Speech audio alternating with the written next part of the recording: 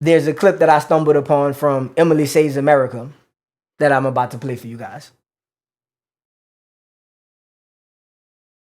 Black fatigue is very real. I worked in nightclubs where the second you say, hi, you can't come in. Oh, because I'm black? No, it's called a list, retard. I think she's right there. In my personal experience, many times I've been with a group of black friends, and when something goes wrong, my friends will say, they did this because we're black. Or do you think it's because of our race that we had to wait? And it's like, well, what if other people had reservations? There can be more to the story.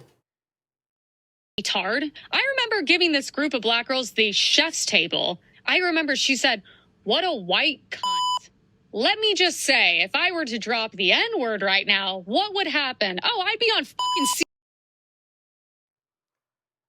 It's not okay to call white people crackers and white cunts if they haven't done you anything. And I actually would be okay with Emily if she had dropped the N-word then, because I believe everybody has freedom of speech. So somebody uses a racial slur on you, you're welcome to use a racial slur on them. But she is correct. I'm different from most of the people in America. You probably would get fired from your job. So I wouldn't take my advice. CNN tomorrow. How do you think white people can do better? Sit down. Sit down. Stop trying. First of all, I don't listen to fat people. Second of all, I don't listen to fat people who are also uneducated and uninformed. What are we supposed to do? What are we doing that's so wrong? How did she know whether this young lady was educated? And based on the, not today, but based on some of the other things I have seen from Emily, I wouldn't call her stupid, but I would say she's not the most educated or the most informed. Some of her takes seem pretty basic and pretty shallow.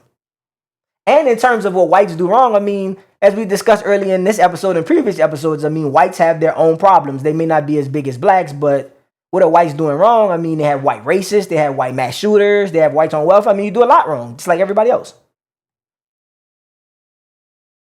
Why are these kids like this? What are they teaching at the universities? What are they seeing online? Genuinely, like, this is black fatigue. What are you saying? We were. Now, I've already said they have soft races, and I've already talked about white violence. Am I going to have to come up with a new term and coin it white fatigue? Because I know white people are saying they tired of blacks. But blacks are not only tired, we sick and tired of whites. We were built on slaves. We created everything. Yeah, historically, everybody was slaves. If you ever read a fucking book, I'm a fair shooter. Slavery, I think the specific term slavery comes from the Slavs, Yugoslavia. So yes, I mean, North Africans enslaved Southern Europe, the Spaniards, the Moors did that. I mean, they had slaves in Eastern Europe. They had slaves in Asia. They had slaves in obviously Sub-Saharan Africa, blacks enslaving other blacks. I mean, everybody's been enslaved at some point, so I don't think blacks should jump to slavery whenever something goes wrong, or to explain why they're in a position they're currently in. Slavery might have had some effect, but I mean, that's not what's causing the problems today. I don't know who's telling them that they're so oppressed here. By the way, I have news for you. If you think America's racist, try traveling. Go to China. Let me know how they treat you there. I also think if you're so tired of being around us, why is it the second you guys hit any success and get any money, just like BLM, what did they do? They bought real estate in white neighborhoods. This is why I said earlier she's not the brightest.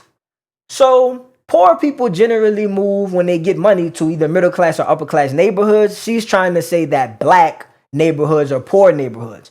But as you know, there are black people across the economic spectrum, so we can't describe black people by the poor unless we're going to describe white people by the white trailer trash. But what cities are we going into?